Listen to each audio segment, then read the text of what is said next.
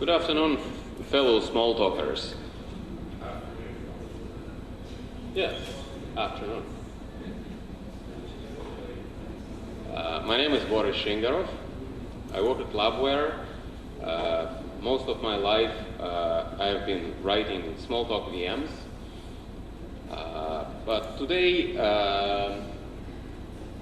in this particular talk, I will be touching a little bit about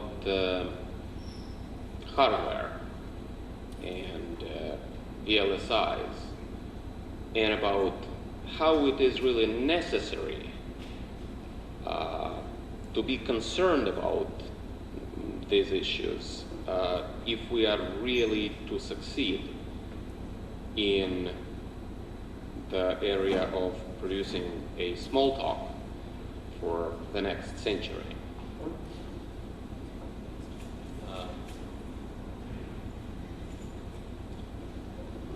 Oh, this scales really badly on this screen. But you can see that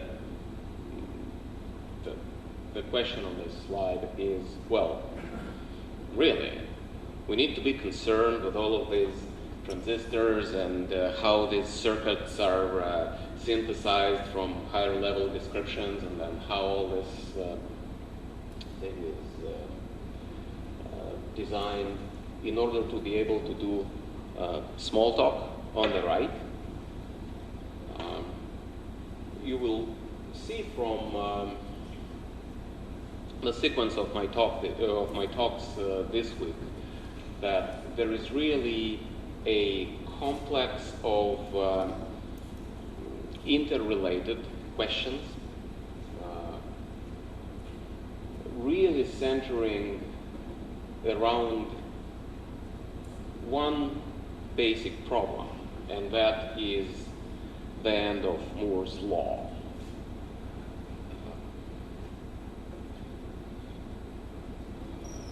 A core issue also contributing to the whole range of questions that I'm going to be talking about is how far we want to be applying the ideas of open source,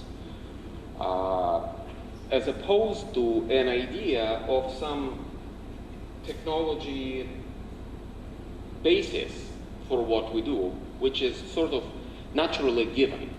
So there is some sort of god or wizard who gives a technological base for the inventions that we build on top of it, be it in software. Let's say, oh, okay, well, there is Microsoft, and they give us Windows, and that's a platform for what we do, and we build our applications on top. So, well, why do we need anything else? And a similar argument that people are getting, well, okay, well, there are chips that we just buy, and there's some magic that's happening in there, and we buy them from Intel or from AMD, and they just happen, right? Today, we understand generally how this argument of naturally given technology really breaks for software in all of this number of ways. I mean, philosophical questions of freedom aside, there are questions of flexibility. If your vendor is targeting the center of the bell curve and you appear to be somewhere outside, you're not a desktop computer for Skyping with your grandma, and instead you're trying to build a spaceship, or you're trying to build a machine for cardiovascular surgery, or to control a nuclear reactor. You are outside of the target audience of these companies, and then all of the science that had been collected designing processors now is suddenly not available, and you have to start from scratch.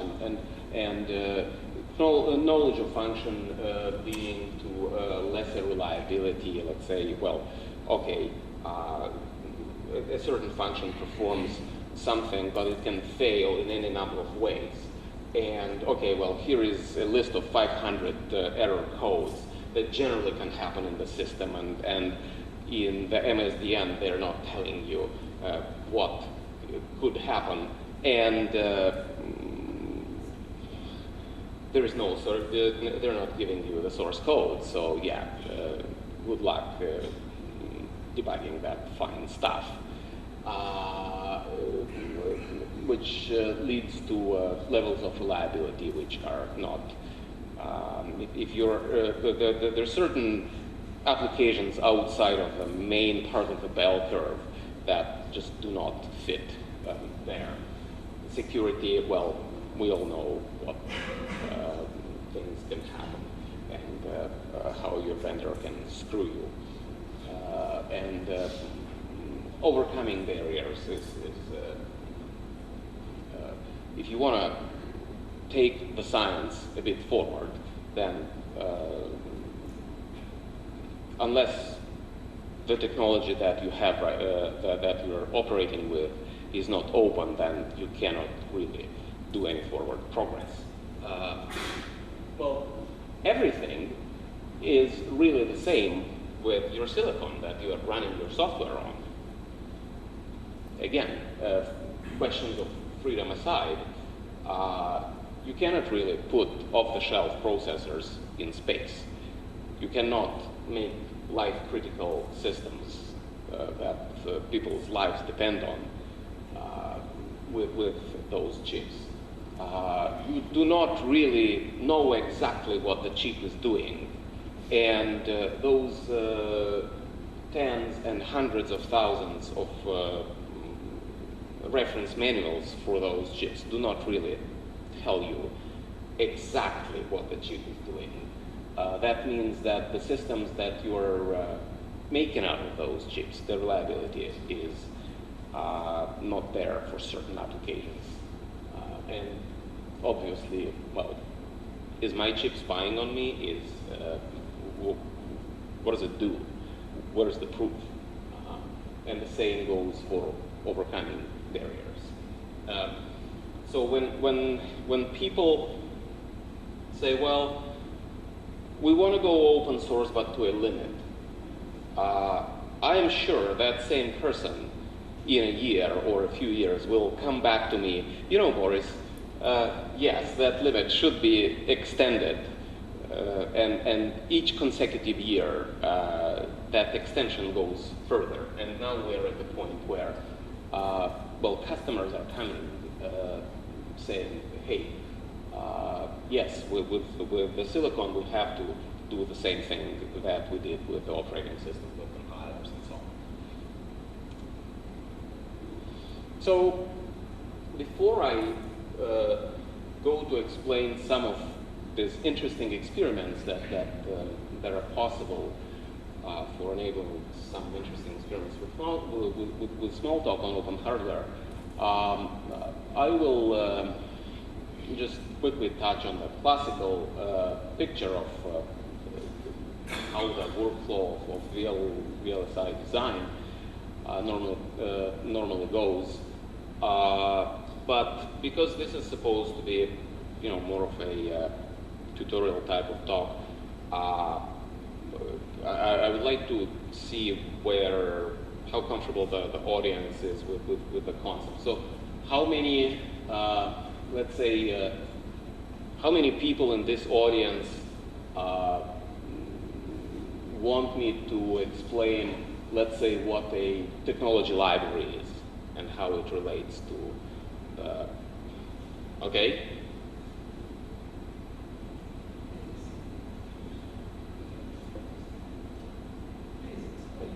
Right, so you have these levels of abstraction in the silicon.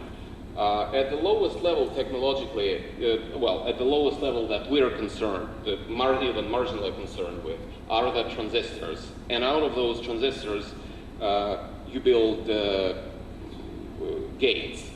And out of those gates, you build some functional pieces of the silicon.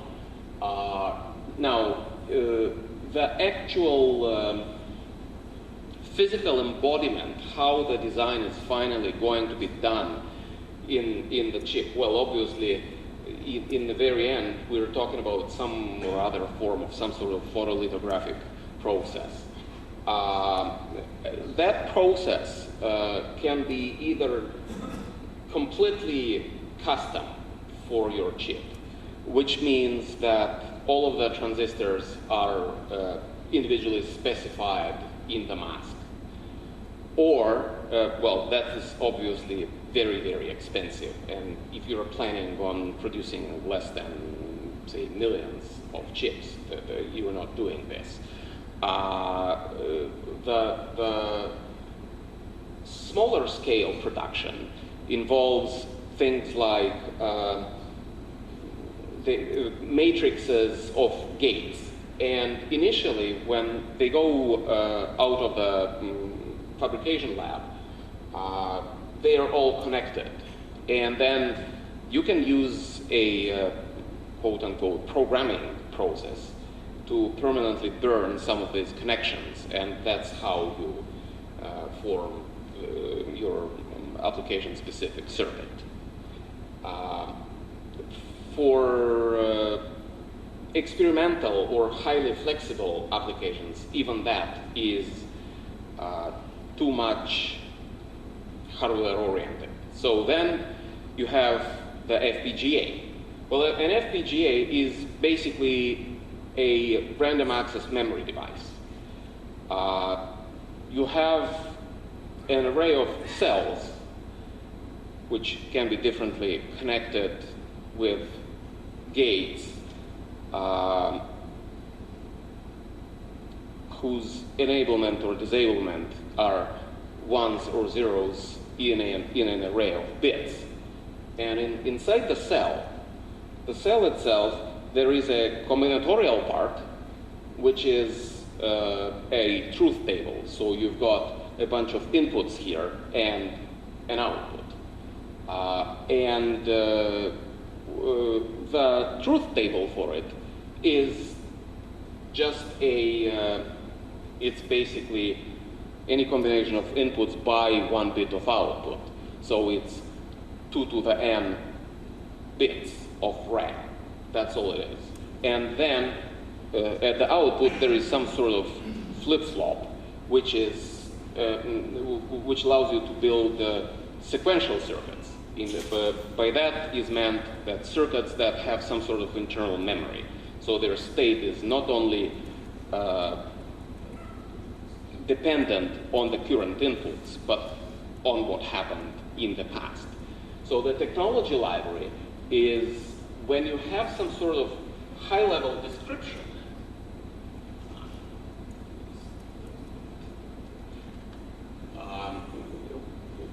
When you start with some sort of high-level description, such as a description in a hardware description language,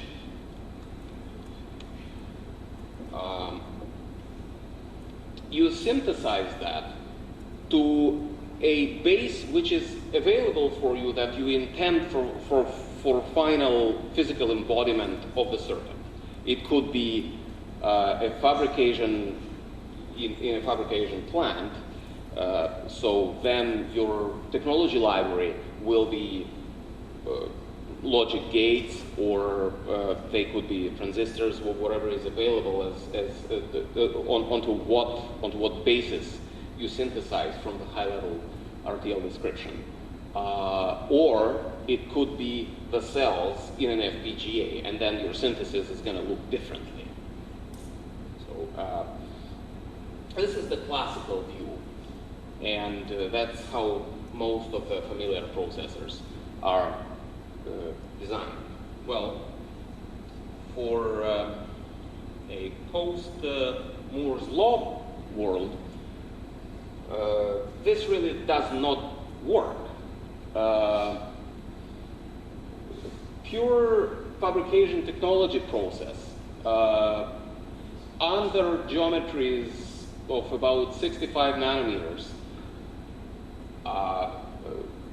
pure shrinkage of geometry stops yielding performance benefits. There's a number of walls that you hit, more or less, at that same scale of geometry. After that, for example, if you could double the number of transistors, but the power limitations means that you cannot switch all of them at the same time. The chip will melt. So really, you now have to rethink back where the boundary between the hardware and the software lies.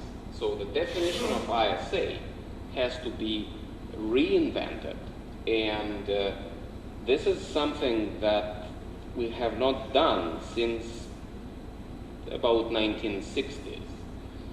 And since then, the progress on the hardware side and on the software side have been, after the fundamental invention of RISC technology, the way how the compiler and the design of the pipeline, how they work together to produce highest possible performance, have been staying more or less the same.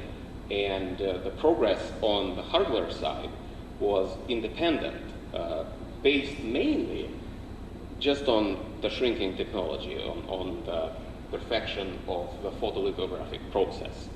And software was separate from that. Now, that line of separation can no longer stay in the same place, because, for example, you have to do things like software control of your frequencies and of the voltages. That is something that collaboration is not there now. You cannot achieve enough performance for certain applications with any sort of general purpose processor or more or less general purpose DSP. For example, for processing LTE signals in wireless communications, you have to come up with application-specific instruction sets. So it's not like this is a processor that we are given, or this is an ISA that we're given, and we're writing to that. Now you're talking about you're given a task from a customer, and you're not just writing software to an existing software/hardware abstraction barrier. You're actually going over that barrier, and hardware guys go over that same barrier in the opposite direction. So that abstraction boundary has to be redefined. And what is extremely important for any sort of success with this is how fast you can explore the vast space of possible ISA designs. You cannot just say, oh, okay, well, it's going to be like this. Now let's spend 5 years building an actual processor that will implement this ISA. Oh, and some other guys will spend another 5 years writing a GCC backend for that ISA. You cannot afford that.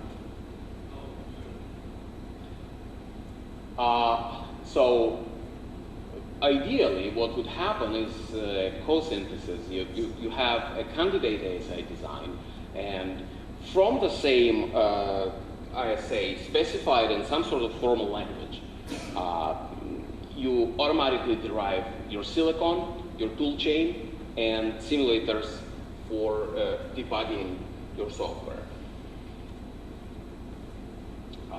So what could go into a processor description language in which you specify something like this?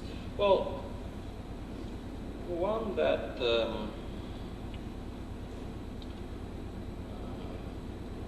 yeah, well, for example, one for PowerPC could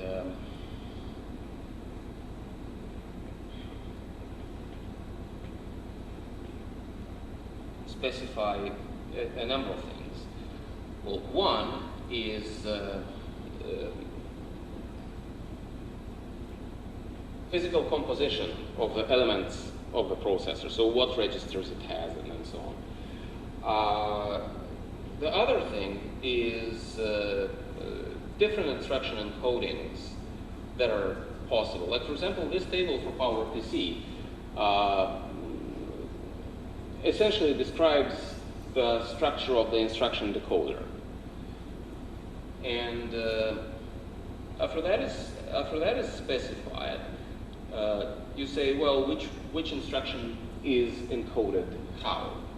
And then for synthesis of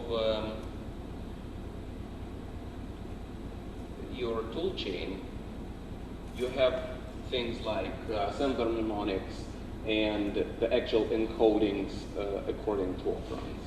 And then you can have certain things that describe your actual semantics of the instructions, but we will get that in a different talk when I will be talking about how to automatically synthesize a JIT without knowing what processor you are dealing with. So what you would like to do is from any number of these descriptions, you would have a synthesizer for the silicon, which derives the RPL model from the processor description. You would automatically generate the toolchain, well, in our case, a Smalltalk VM, but classically that would be your bin utils, that would be your GCC, that would be your GDB, and so on. And critically importantly, you need some sort of full system simulator for the hardware in question. And all of these things you would like to automatically derive from these formal descriptions of whatever it can be, any of the classical processors or any of the application-specific instruction set processors, which you might invent on the fly. So about about how to do simulation and debugging in a way that is agnostic of what the current processor is going to be the talk after this one. And then in one of the show us your stuff things, I will be talking about the tool chain, because a number of people asked me to. But now I'm going to be talking about some experiments with hardware. And to start learning about all that, I started with a much more modest scoped project to modify an existing open source microprocessor very softly, pun intended, both in terms that I'm only modifying software bits of the firmware inside that implementation, and that I'm really not changing much. And this really wasn't aimed at any sort of practical application for now. This was just really stubbornly continuing to play the same way as a 4-year-old plays. To cite from the author of Peter Pan, you know, when I was a kid, I was horrified by the idea that I would grow up and then I will not be able to play. So I decided that, okay, during the day when they see me, I will do whatever is required of an adult, and then during the night I will continue to play. So regard what I'm gonna talk about now in this, like, okay, well, here is something that I did during the night when the other adults were not looking. So there's two ways to implement a processor on a reconfigurable piece of silicon. You can buy a binary piece of intellectual property, which is a processor RTL description compiled by the vendor into what we software guys would call binary form. So it's just a netlist that was pre-synthesized for you, and then you buy a bunch of them, you connect them with well, quote-unquote wires, and you download that into the Fpga, and here is your system on chip or whatever it is you're trying to assemble. The other one is open source core that come as the synthesizable high-level description in a hardware description language. And there's quite a diversity of synthesizable open source cores. And some of them are extremely mature, such as Leon, which is the fault-tolerant implementation of Spark, which controls the International Space Station, for example, and a bunch of equally critical applications. Well, UltraSpark has been open sourced in a variety of different versions called OpenSpark, and there's a bunch of derivatives from that, such as S1. There is various open source implementation in Farm. There is OpenRISC. There is even an open source implementation of the PowerPC architecture. And I kind of listed them from the most mature to the least mature, like BitPo, which is that GPL licensed PowerPC is half working.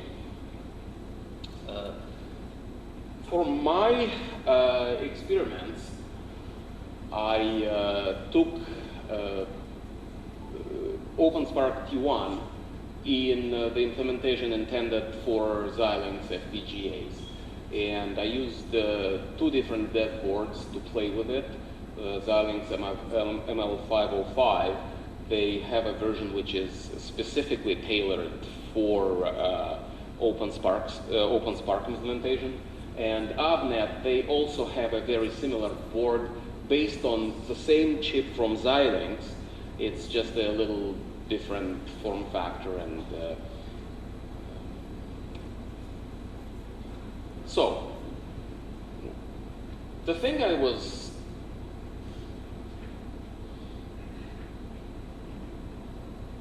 interested in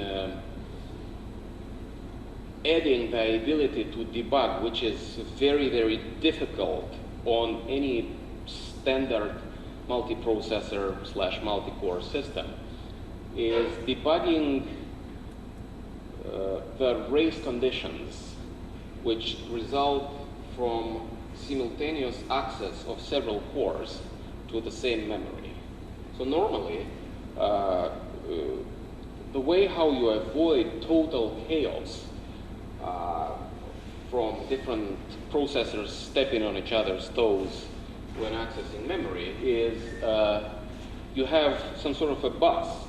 And that a bus means there's a bunch of wires, and the access to that is arbitrated between entities that would like to drive the bus. So if two processors want to access different areas of the cache at the same time, well, what usually happens? One of them acquires the bus, then it drives the address onto the address lines, and then the memory sees the read request, and it drives the data into the data wires of the bus, and then the processor samples the voltages of that.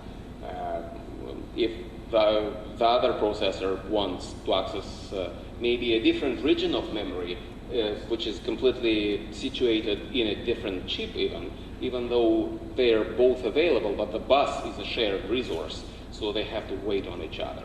So your performance, your memory performance really goes out the window this way. So what people built is these crossbars, and in its extreme form, what they call a network on chip. So what that involves is that there is an actual switching fabric, and the processor, when it wants some data from memory, forms a packet with a request, hey, give me the 4 bytes from address 1234, and that packet gets switched like it's kind of an actual network switch, and it routes it to the piece on the silicon where those addresses are mapped onto the cells of memory. So you can have these interconnects going simultaneously if you have many cores, and the L2 cache has many simultaneous ports. Now, if my software has a race condition, how do I really debug that? Well, this is where it gets interesting. The OpenSpark microprocessor can be implemented using varying technology libraries. It could be synthesized into logic arrays. It could be synthesized into a transistor level. It could be synthesized into an FPGA. When it is synthesized into the Xilinx FPGA, the actual full UltraSpark processor is not synthesized into hardware. What happens is that only the core is synthesized and some other little pieces. But things like the cache, the crossbar between the cores and the L2 cache, the FPU, and a number of other things, they are emulated on an auxiliary little processor, which is also synthesized, but it sits on the same chip, but it performs these functions in software, in emulated mode. So what you can do is that you can reason about what the crossbar is doing by linking that emulation, that switch emulation firmware with certain debug things. Like, for example, it could on each axis, it could say, oh, is that a fetch of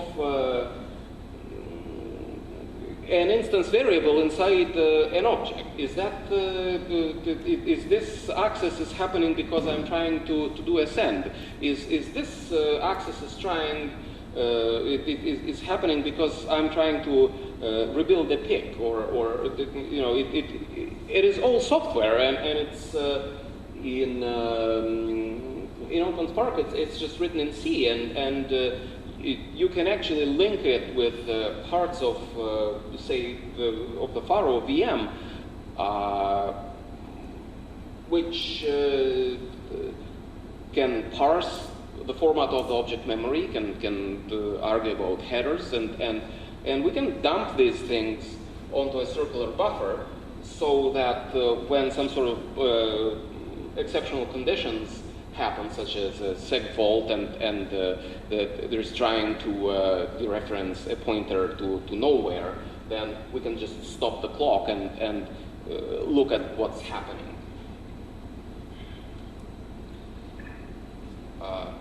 So yes, software emulation of the crossbar that translates between CCX packets, which is what comes out and in the actual OpenSpark core, to the FSL of Microblaze service processor in the Xilinx EDK project. That Xilinx Microblaze implementation has a JTAG port, and it also has a standard serial RS-232 port, out of which you can implement the standard GNU GDB remote serial protocol. So this is something that if you have an embedded device and if you want to debug what's happening there, usually you put a GDB agent server on there, and you use that serial protocol to get pieces of, say, read what's at a particular address in memory. You can stop and restart or step through the program. You can do things like give me all contents of all registers, or change the content of that particular register. It gives you full control of what's happening with the program. So there is two files, Microblaze firmware PCX and CPX.c, and the debug, which drives the debug RS-232 port. They are very, very simple C programs. And the idea was to snoop on the operation of a running particular process and save history in some sort of circular buffer. And then on that, you can implement checkpointing, and you can implement reverse execution. So if your process is dead because of sec bus, you can stop the clock at that point and step back in the execution. And because you have full information at every clock cycle what was happening, and all of that is saved, you can go back as far as the size of the circular buffer. Now, the challenge with that was not really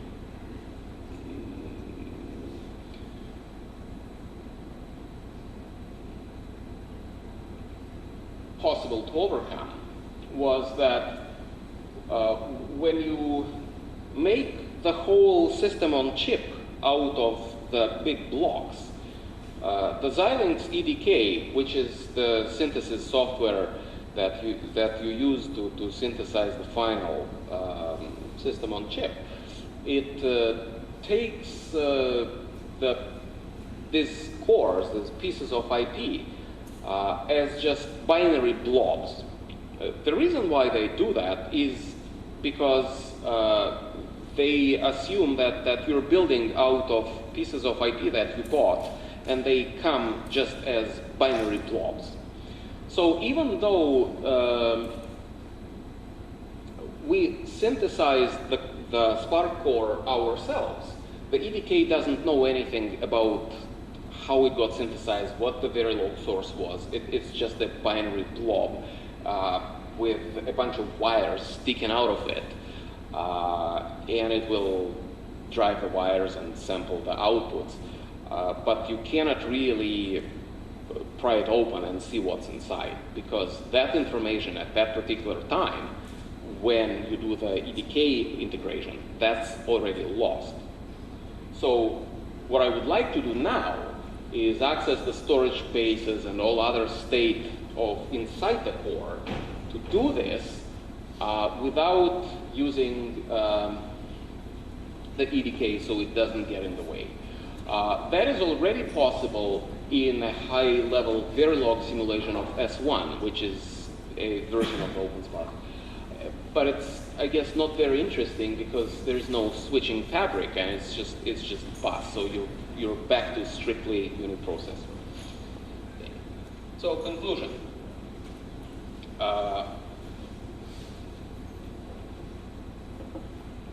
Since about the 1960s, both standard hardware designs and very standardized software designs have undergone almost total ossification. And the problem is that, well, yes, it's a good thing, but we hit a wall, and now all of that is pretty much useless because you cannot do any other progress based on Moore's law. So there's a new revolution happening now with post-uniprocessor era, post-Moore's law, with application-specific instruction processors, with networks on chip. Smalltalk has this unique opportunity to be a leader in this revolution because this ossification has not affected us as much as it affected, let's say, C or Java, which is has become very standardized and the design is fixed. We do not suffer from that. So we have to relearn and re-question all of those design decisions that were made back in the 1960s, both in hardware and in software design, standard designs, and redesign a lot of that from first principles. And that is massive fun. I just touched a little bit on that, but I definitely do feel like I am 5 years old again.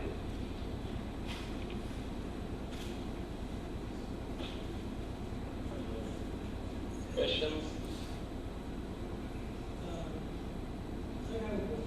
Yes. So all of this assumes that the Moore's law and all other things no longer apply, are no longer valid, essentially. That's why you are concerned. This assumes that the technology is the same. With a different technology, we could have totally different perspective. Instead of silicon, using light, any other chemical things, or quantum computing, all the other. Yes. So quantum computing has been there for a while, and but what you are saying that on a quantum computer we are going to use the same old GCC compiler to compile C programs for quantum computers. I somehow hope that we will be able to invent much more interesting uses for quantum computing. So or for any of that new technology that we are talking about. So your approach is not linked to a particular technology, but will be applicable if quantum computing, for instance, becomes successful. That I do not know about, particularly about these experiments, but I can tell you this much. I certainly do think that I have grounds for hope that Smalltalk will be the general principles behind.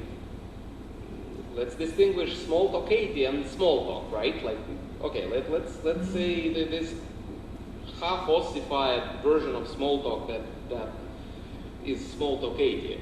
But let's talk about Smalltalk more in the terms of like Smalltalk 72 was. That I think is will be much more relevant to quantum computing or whatever future forms of computing than any of the ossified forms of designs which have been crystallizing for these 50 years.